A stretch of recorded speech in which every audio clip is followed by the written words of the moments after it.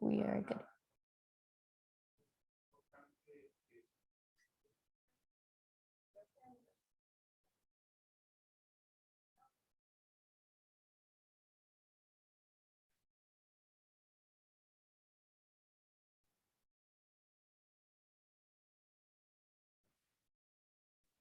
Welcome, everyone. We will start in about a minute. So while we settle down, please write your name, country, and organization in the chat so that we can have a better idea of who is with us today.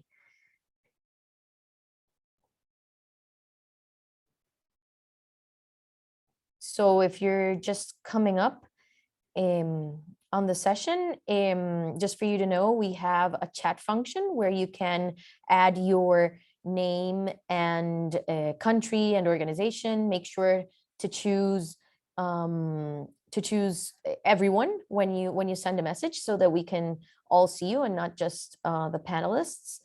And we also have a Q&A section. So make sure that you write your questions in the Q&A so that we can keep a better track. We will be accepting questions throughout the session. We'll have a separate Q&A session at the end, but you can feel free to add your questions throughout so that we don't have all the questions at the end, but that we can start weaving them into the conversation. So thank you. I see that we have Carl from Malawi here and other friends. So thank you for joining. So maybe we can go ahead and start. So this webinar is part of a series that is being hosted by CFA's Environmental Funds Working Group, which was established in 2007 and is now comprised of 122 members from 33 countries. Its mission is to encourage the promotion, knowledge transfer, and exchange on environmental funds among those funds, also with donors and other NGOs and international organizations. So these webinars that we've been doing have the objective of exploring the 2020 update of the practice standards for conservation trust funds in greater depth. Today's webinar is focused on risk and safeguards.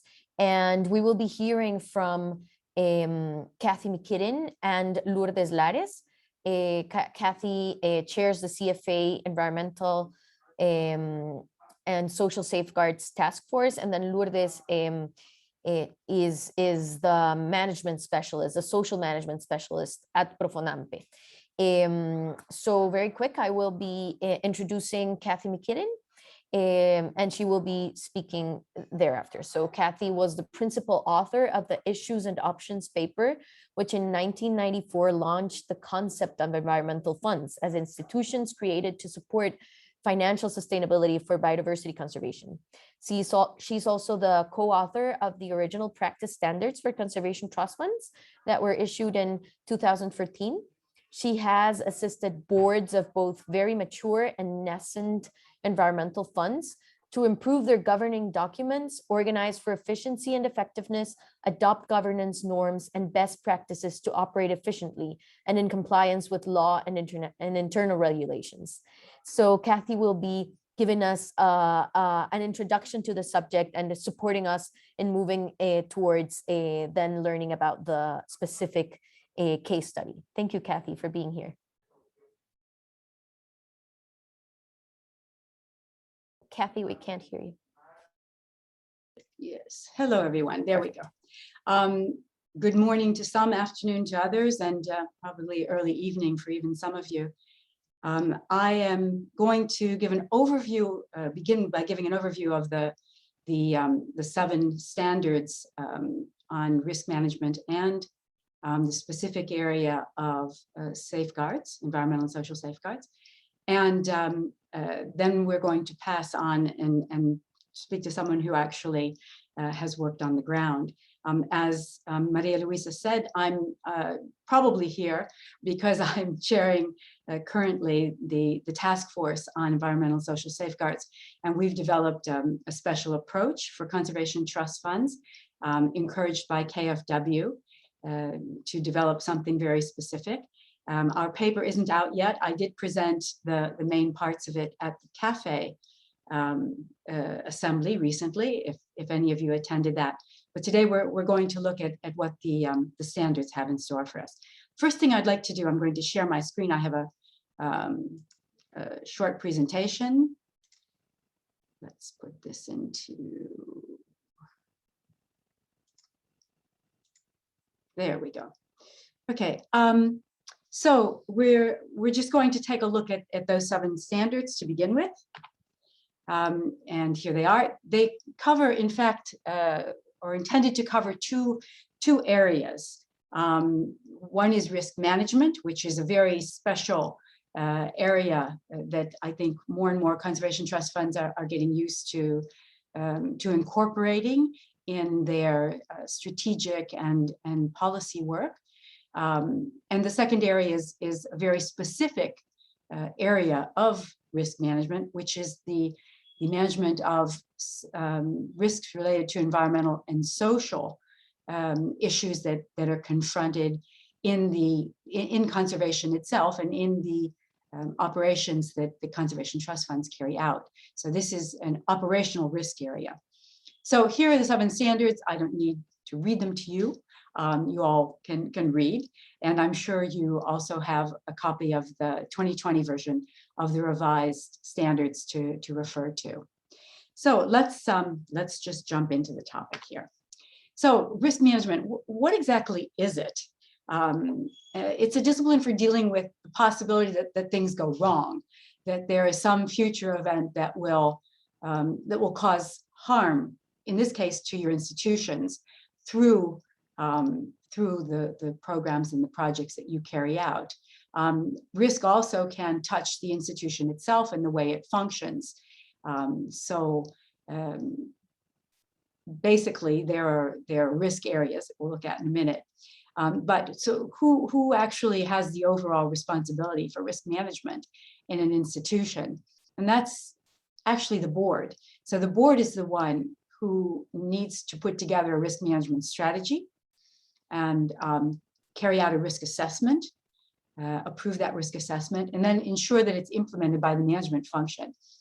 This is pretty much the same way that most strategic and policy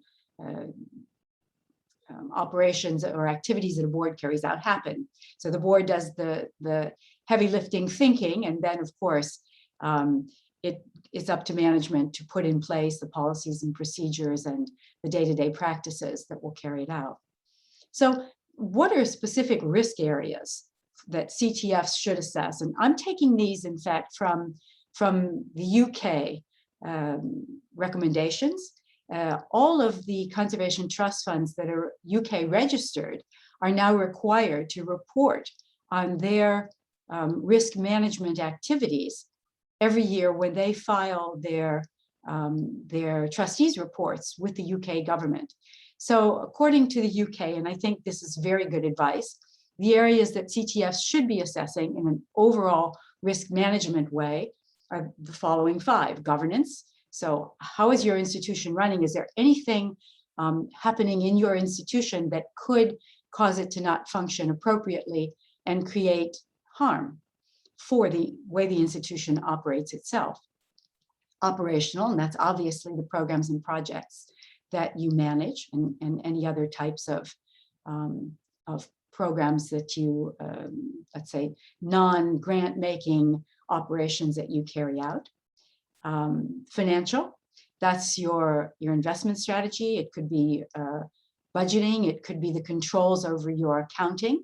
It's the whole area of financial, but those of you who have invested assets, that's a very particular area that needs to be looked at.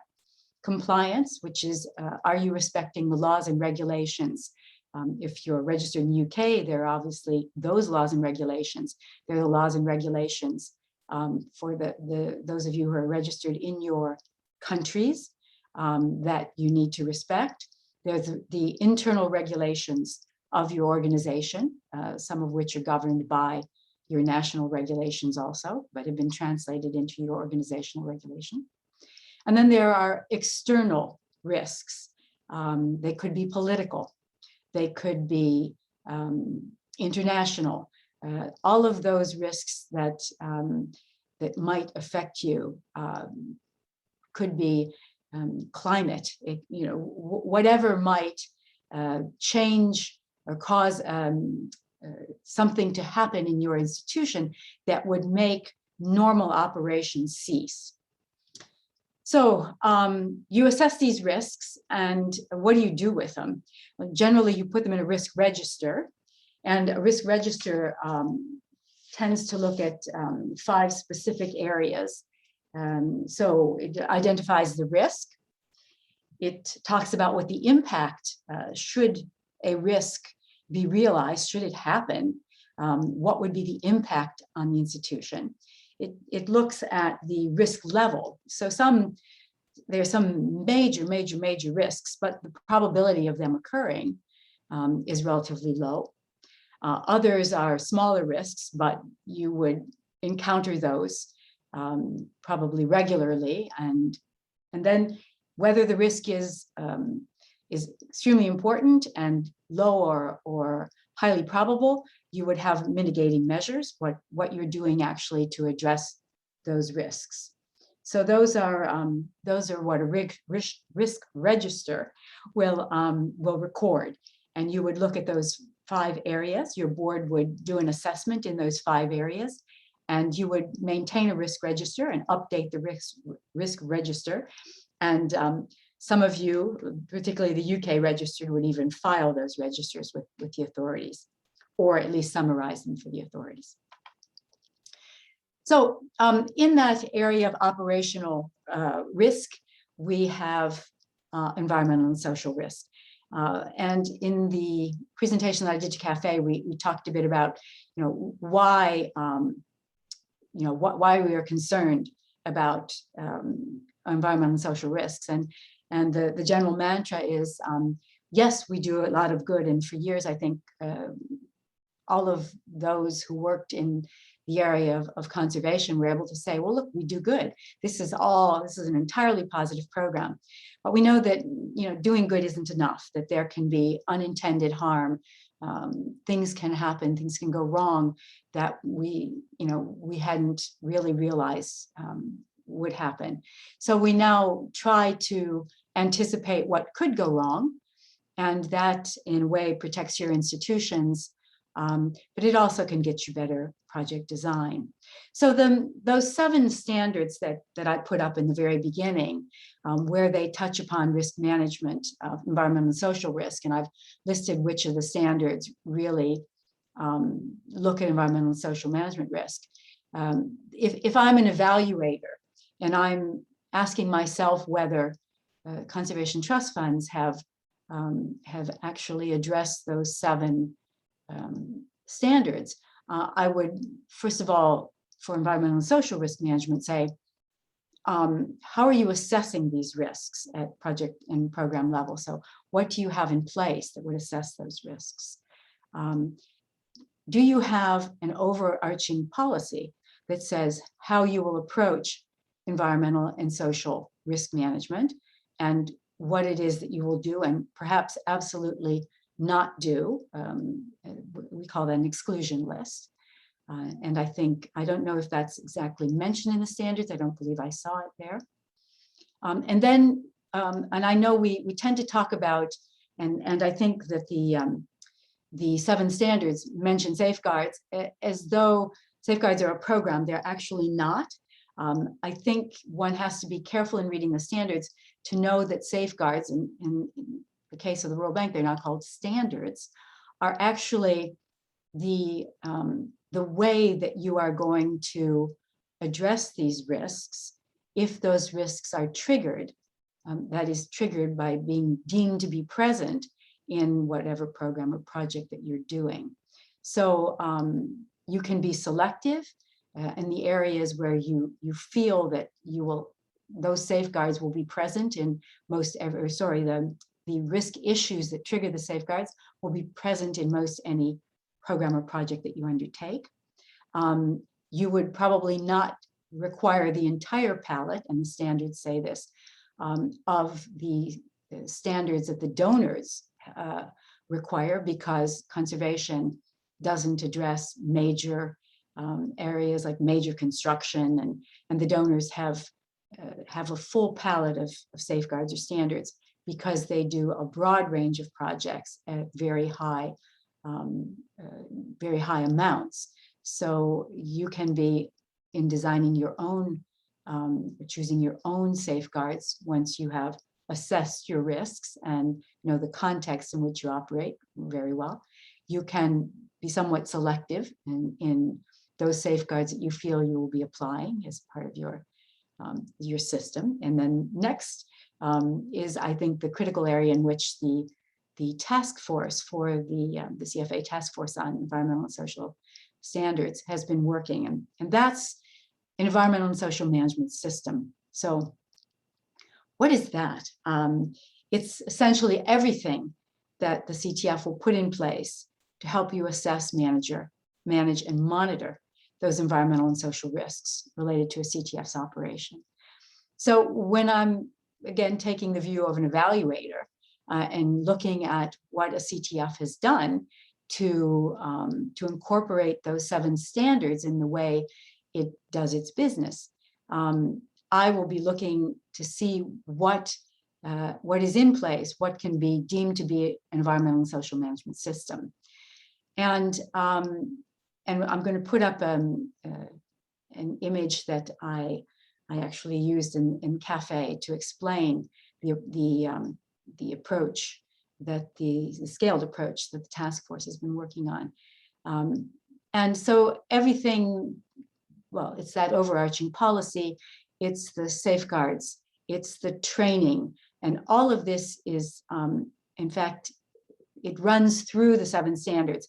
There's the standards, I think, don't follow the same kind of a logic that the scaled approach follows, but nonetheless, as you go through the standards, you will find most everything that you will see in the scaled approach that is important.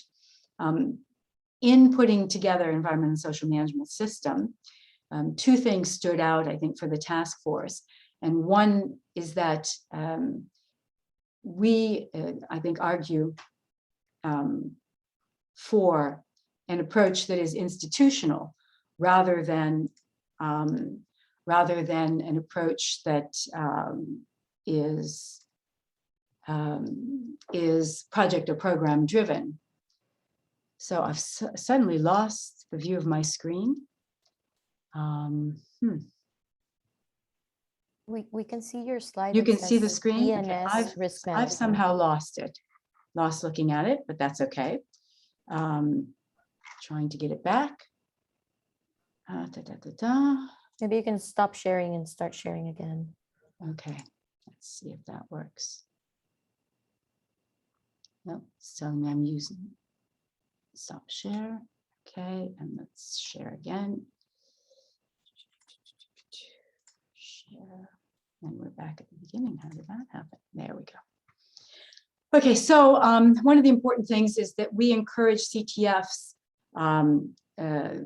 that are not yet in a situation where donors are, where you're negotiating what your system would look like with a donor, to put in place their own institutional system and to develop it based on what you can learn about your context, what's on the ground, adapting your own tools that you have already, your policies, your operating manual, working with your grant recipients and your beneficiaries to put in place a system that is very much based on the way your institution does its own operational work.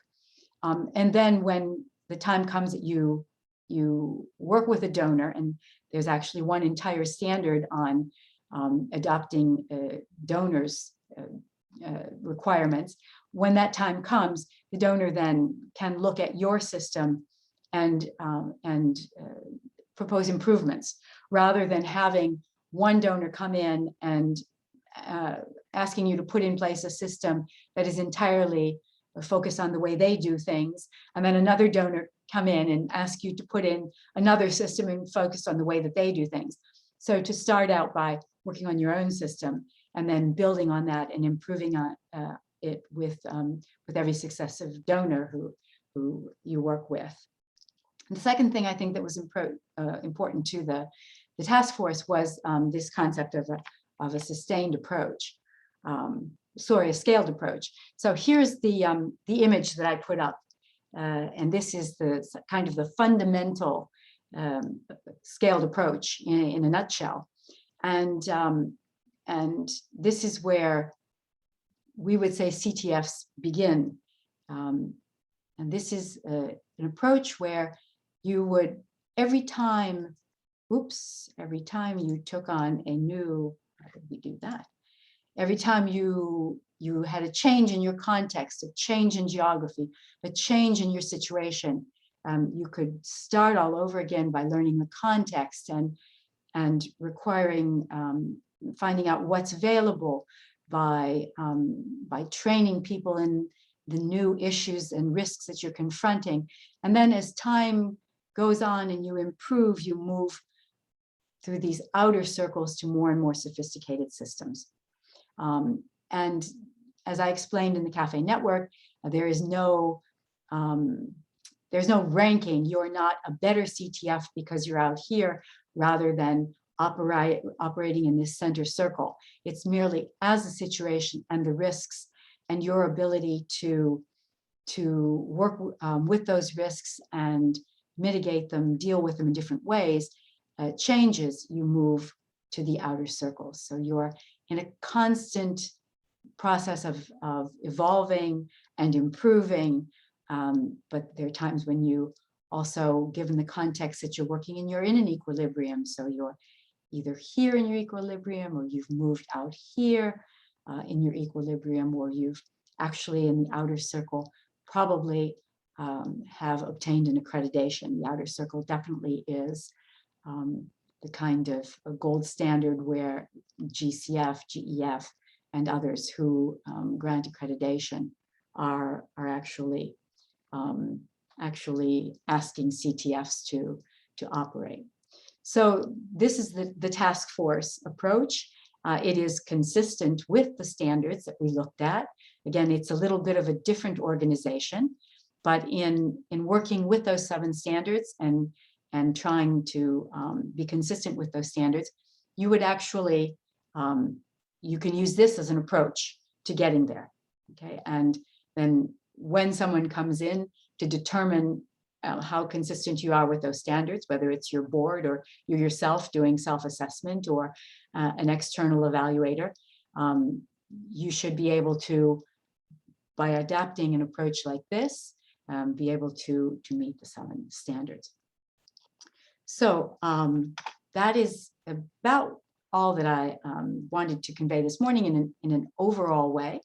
So I'm going to pass on, and I believe Lourdes is going to speak with you. She is an expert. She's a person on the ground. And I think that I am not an expert in this area. I've had a lot to learn. And it's been a fascinating trip through the learning curve. But I think hearing from someone on the ground who can talk more about the approach, how to go about using the tools and getting your institutions ready, I think is invaluable. Thank you very much.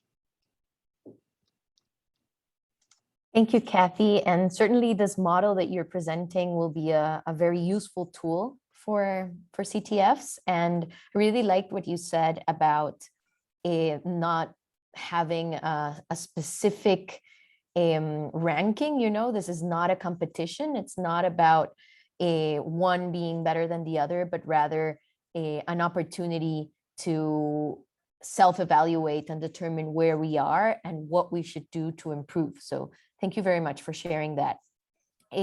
So now we're going to hear, as Kathy said, from Lourdes Lares. She's an anthropologist with a master's in Amazonic studies.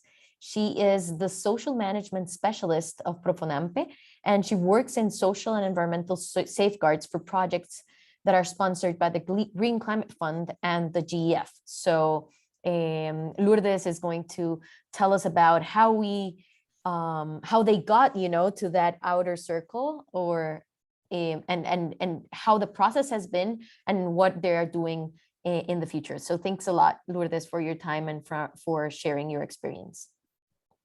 Hello, good morning. Thank you, Maria Luisa and Andrea. Thank you for the invitation. Well, first of all, I want to tell you a little bit about Profonampe.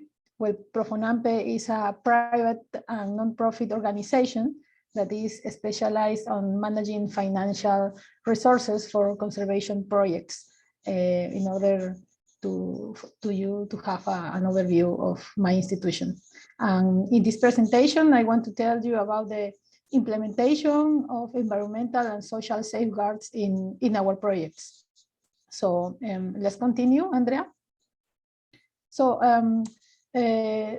first of all, I want to show you, to tell you about what do we have in Profonampe. So in Profonampe, we have the environmental and social policies. We call them PAS, P-A-S. And we use this PAS for the design and implementation of our projects. As we can see, we have 11 policies that are environmental and social policies. And also in this social area, we consider the gender approach. As I tell you, these are these main topics that we use for the design of our projects. And also it is important to tell that these policies also has their own tools to be implemented in the projects. Currently, these tools are included in a policy manual that is now being revised and updated in our institution. Also, it is important to tell that these policies are part of a process for Profonampe to implement the safeguards in our institution that starts in 2014. It starts with the accreditation for the adaptation fund in 2014. And also in 2015, we obtained the accreditation for the GCF, for the Green Climate Fund. And that also we use them to have an upgrade in 2018, also by the GCF, and this was very important because in 2018 the upgrade allowed us to implement also safeguards in small grants that I will tell you later in this presentation.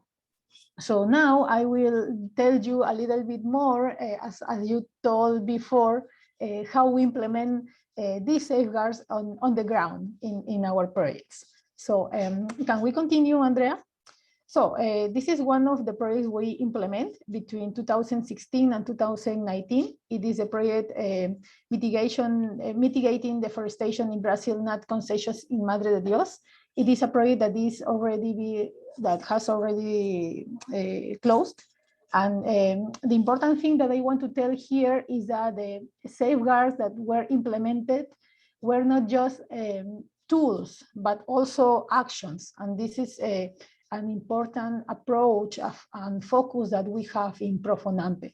So we implement in this project specifically, we implement the environmental and social management plan. Here we have with these important tools, the screening, the risk screening, the stakeholders mapping also. It was implemented also the grievance and redress mechanism.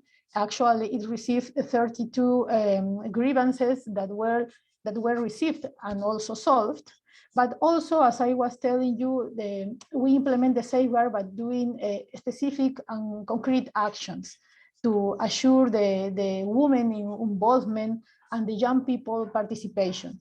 For example, we can see here in one of the pictures how we want to assure the women participation by giving also the space for their children to have a small space to draw and to paint in order to give the mothers the time to be part of the workshops.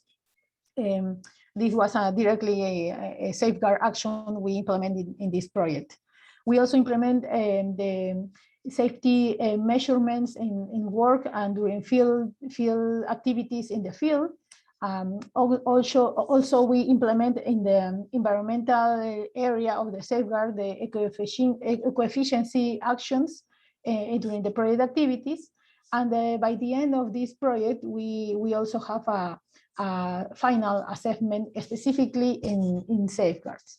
And this is something we want to highlight for you to show how important are the implementation of safeguards in Profonampe and in our projects. The next project I want to tell you about, we can continue, Andrea, is a project that we implement in Datem del Marañon. It's in Loreto. It is called Building Resilience in the Wetlands of Datem del Marañon province in our country, in Peru. And also we have here the same focus to have the safeguard tools, but also the safeguard actions that were implemented. It is important to tell here that here we have the tools that we implement, for example, the screening that also was implemented, was updated this year. Also, we implement in this project the grievance and redress mechanism, the stakeholders mapping that was designed by the project team directly, and the stakeholders engagement plan that was designed using this stakeholders mapping as also a previous document to strengthen this engagement plan. And also these documents help us to design the environmental and social management plan. And finally, we also had the gender and climate change adaptation plan as other document for the safeguards documents for this project. Also, the thing that I want to highlight in this project is that for us, for the safeguard team of Profonampe, it has been very important to do capacity building for the project team, because the project team is the one that is very close with the stakeholders and in this case indigenous population that are the people we work in this project. So we strengthen the capacities of the project team, especially in the implementation and the monitoring of safeguard actions in the field. And this is something that we are implementing and that we are going to reinforce during this project. Something I want to tell before continue the presentation is that this project implemented in Datem del Marañon is a project that, no, before we stay in the previous, Andrea, okay, thank you. It's a project that we implement directly as Profonampe. And so we have a very close relation and responsibility in the implementation, not only in the project, but also in the safeguards tools, because we are an accredited entity for the GCF. And also it is important here to tell you that in the other projects that we have in Profonampe, even though they have their own safeguard guidelines for the implementation, and that depends on their donors, we also have a safeguard team of Profonampe. We work very close with them by giving technical assistance, revision of documents, and always giving feedback on their documents and implementation. And that what I want to say is that even though our projects have different donors, they also have their own safeguard, but they are work very close with our own implementation of our own policies on safeguards of Profonampe.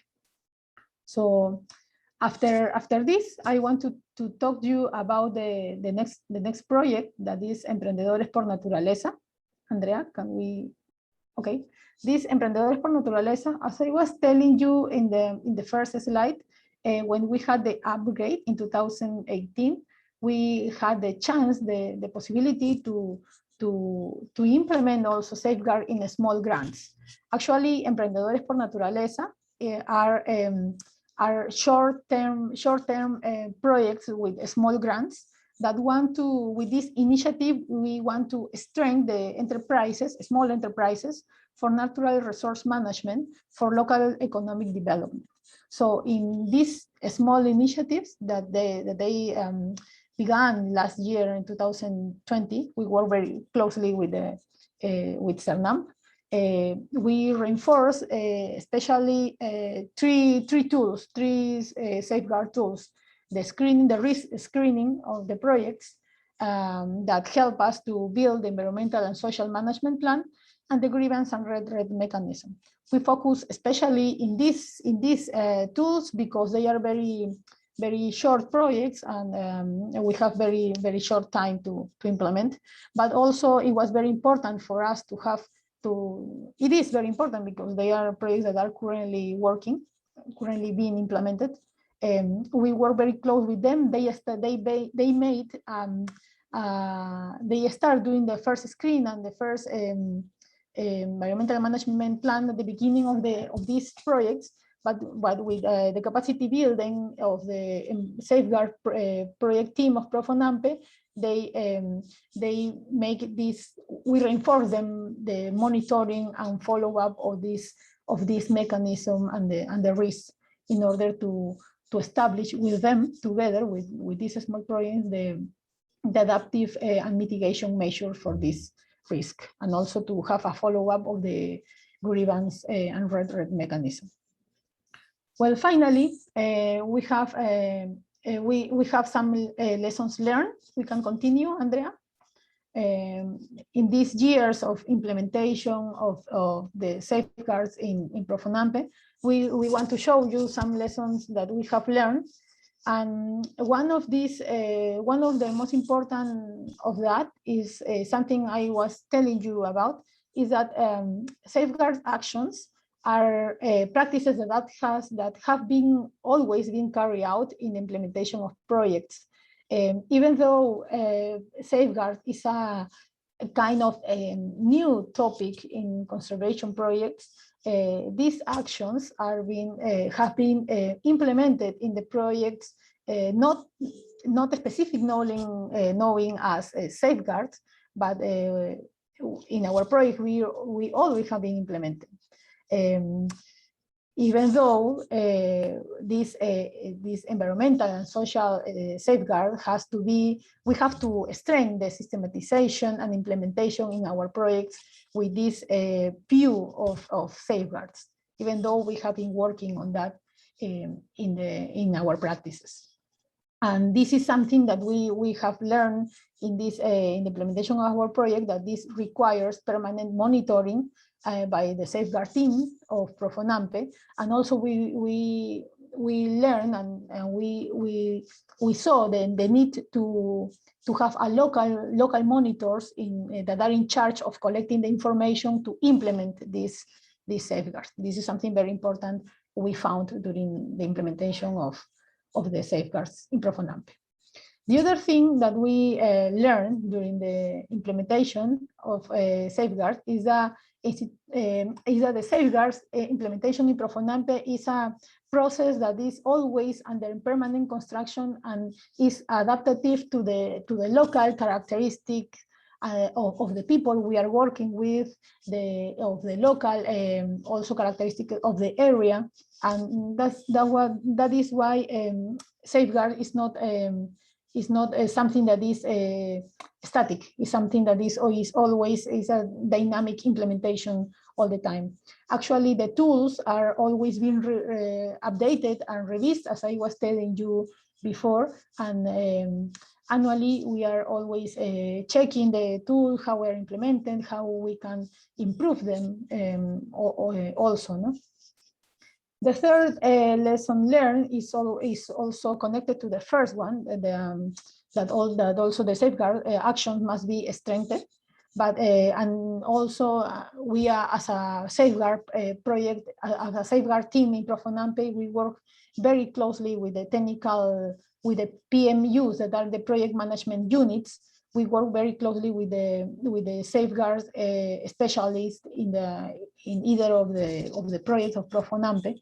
And as I was telling you before, also we are always giving technical assistance on their tools and the safeguard tools that they are implementing, and always giving feedback about this implementation of safeguards.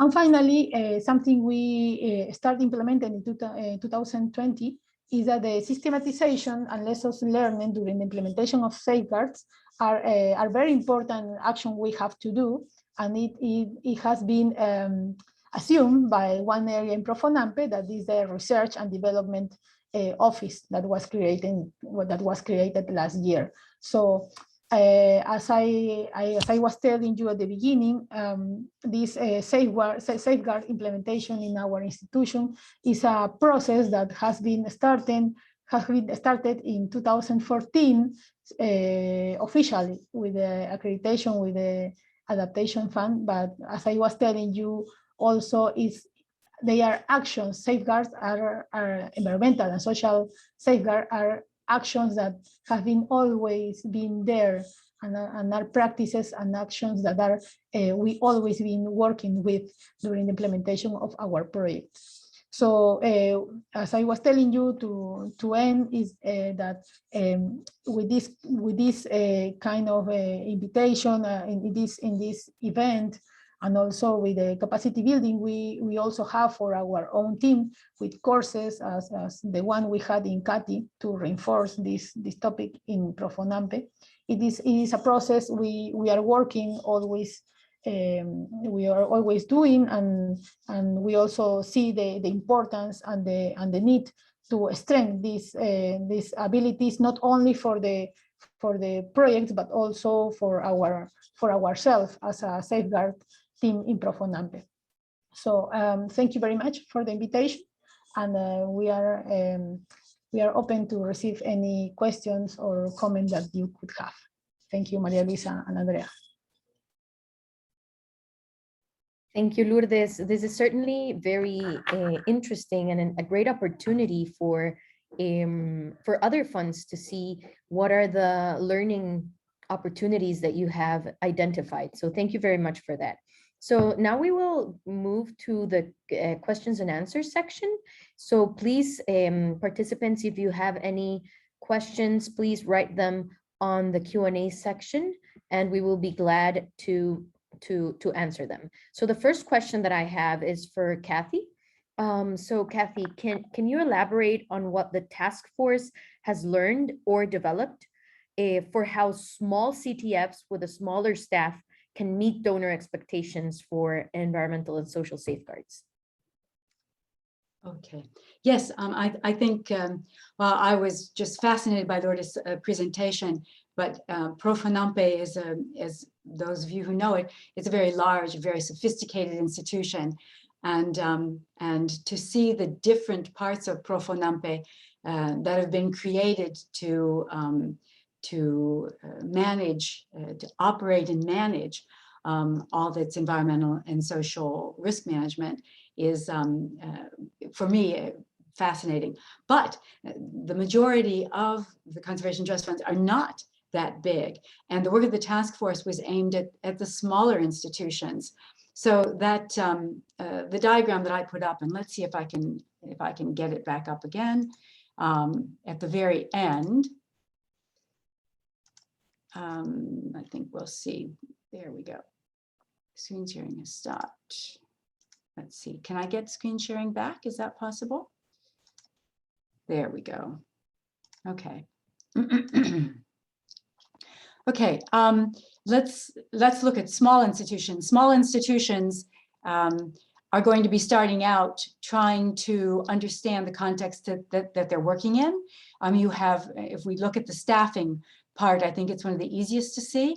You don't have specialists, you don't have different departments. You may have only 3 people who do everything, an executive director, a program person, and perhaps an assistant or and accountant at the same time. So your ESS management responsibilities are going to fall on general staff. They may be divided up amongst the 1 or 2 people that you have who can deal with this. And over time, as you take on more programs, more projects, as you need to deal with more and more complex risks, and you're able to see more and more needs, you might be able to have a dedicated staff person. So you're expanding your program unit. And in the end, what we saw in the Profonampe case was specialized staff. But the bulk of conservation trust funds, as they're just beginning, are really going to be right here. And you're going to be trying to distribute as best you can, given the limited resources you have. And I think this is where the work of the task force has tried to focus. So you'll be trying to, within the procedures that you have, develop the procedures for screening, develop the procedures for working with your grant recipients so that they have the means of managing the risk mitigating measures. You'll be training both your board, your staff, your recipients. So it's really trying to put in place a system where everybody is knowledgeable about what needs to be done and trying to do what you can, given the resources you have and the risks that you face. It may very well be that the board will say, at this point in time, the cost of trying to mitigate certain risks is so high, we won't do that type of operation. We just don't have the means to do it appropriately. Or they may say, we have to do this. We don't have the means yet. We have to do it. We'll just take the risk. And in the meantime, we'll try to expand, increase our resources, and try to develop a system that will do more and more and better in the future. So we recognize and we try to give comfort to the smaller CTFs by saying to them, okay, this is what you need in the way of a basic means of dealing with those environmental and social risks until you have the resources to be able to move out. And you don't necessarily jump to another ring. You might first move this way on the staffing side. You might be here in this part of the approach, but you might be out here in the staffing side because that's where you really need expertise to deal with the issues that you have and train people. And you feel that that would be the best way to deal with your issues. Something that we were told as we were developing this is that if you have extremely limited resources, one thing that you should have is an appropriately designed and operating feedback system, or sometimes it's called a grievance mechanism.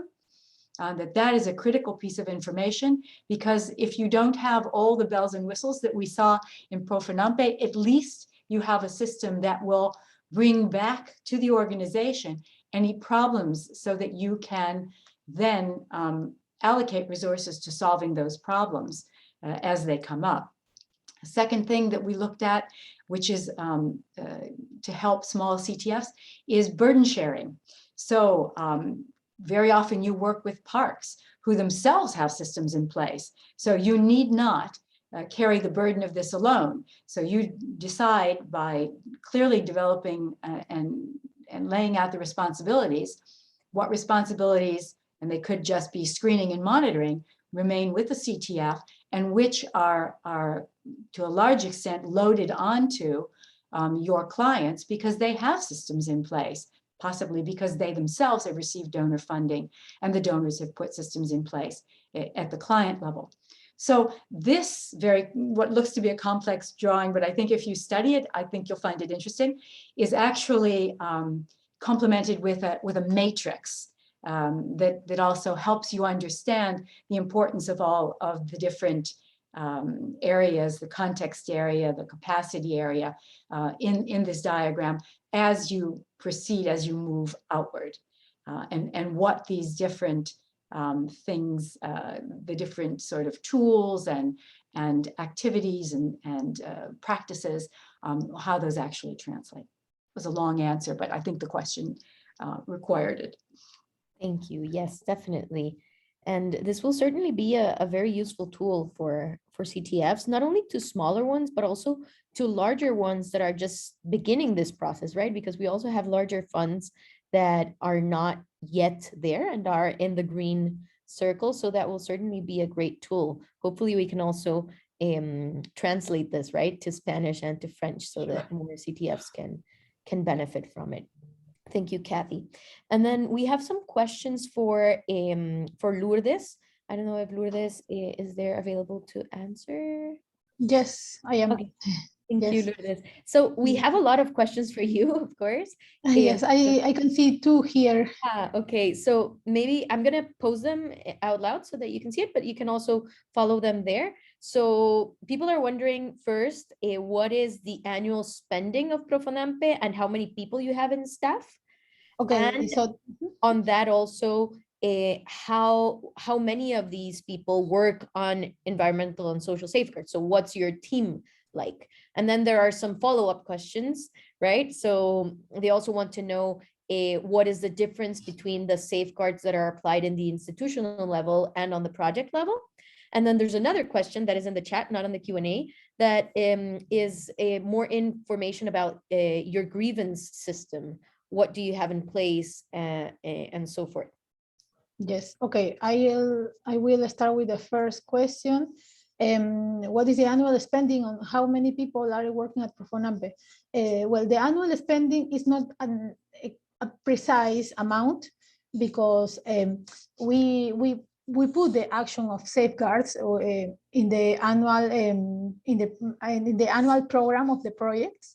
So we make like a mix in the action of the annual project when the project units design them. And also that's something we found very important, that when we do the update of the environmental and social plan, that we have to update every year the risk in order to find a specific amount of money or resources in general to make a specific amount of money that we are going to need.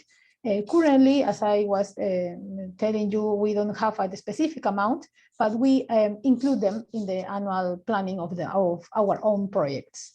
And how many of us are working on environmental and social safeguards? We are currently in Profonampe, three colleagues. Is one colleague that is a forestry specialist, that she looks more for the environmental topics related to environmental, to safeguards.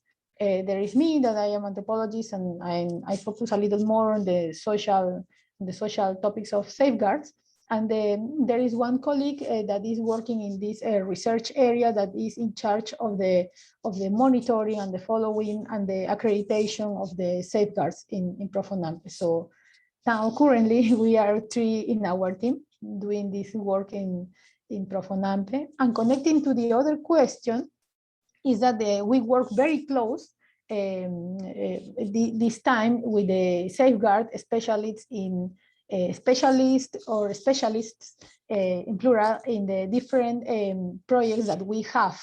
As I was telling you, when they develop their own tools, we give them technical assistance to give feedback and to review their documents. And answering the second questions, what are the difference on the safeguard that Profonampe has and the ones that are applied for the projects? And the difference is that the Profonampe policies are directly, we have like a big policies to be implemented in all of our projects.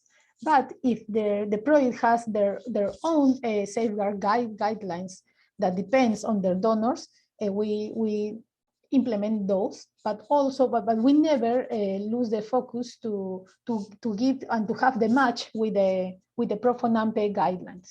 So we implement the safeguards of the donors, but also the Profonampe safeguards to complement them. And the Profonampe safeguards are also implemented in these small projects, as I showed you, like these small grants we have. They directly receive the policies, the safeguard policies that we have in Profonampe.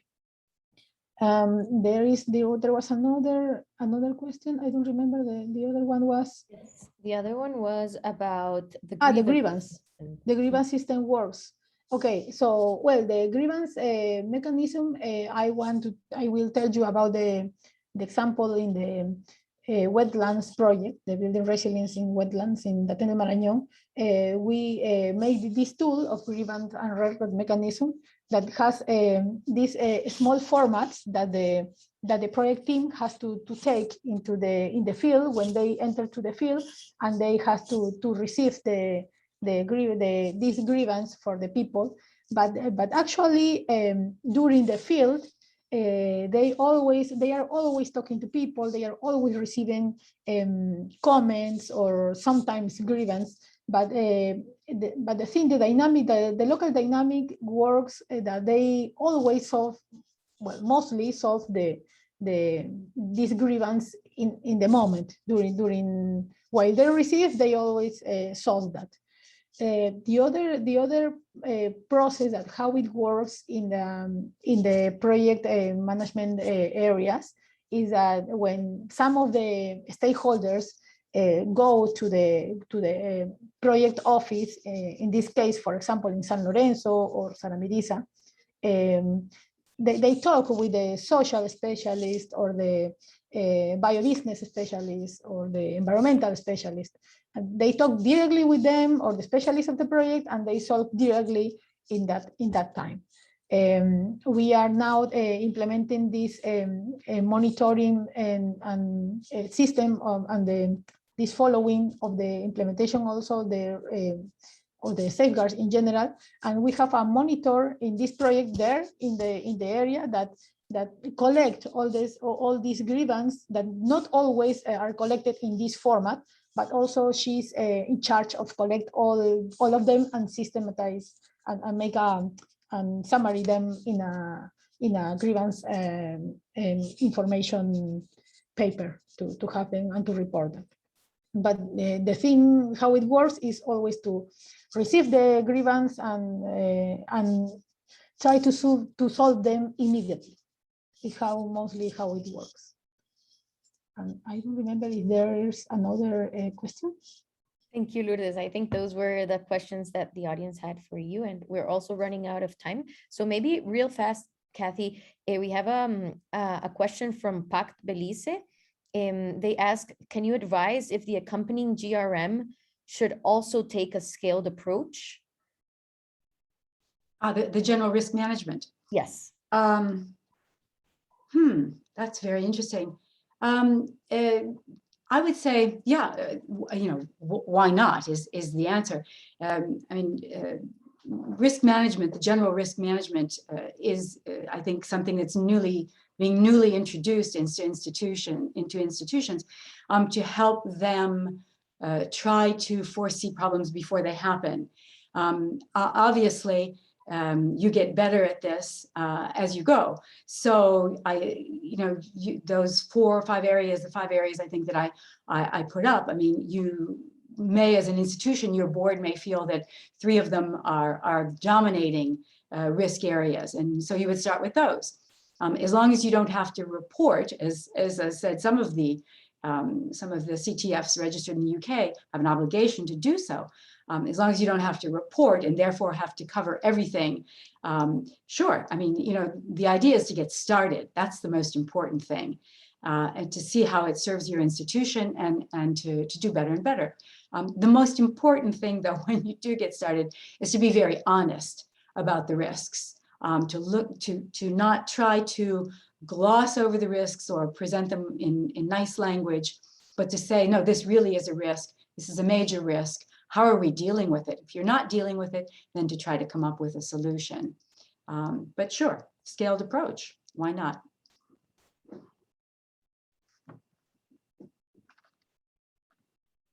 Sorry, I was muted. So thank you very much. And on that note, I would just like to remind everyone that this conversation can go on. So we have a LinkedIn group.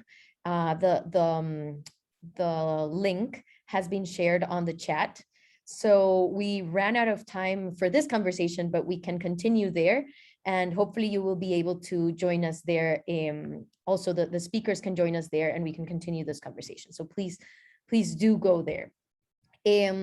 Our next webinar will be on November 16 at 11 EST, and will be an opportunity to learn about how to use the standards in starting a CTF. So we will go back to how this can be done at the beginning of it all. And so that we are not, 10 years in trying to figure out how to do it, but it's something that is in place since the beginning. This is one of the best practices, I think, that can be done.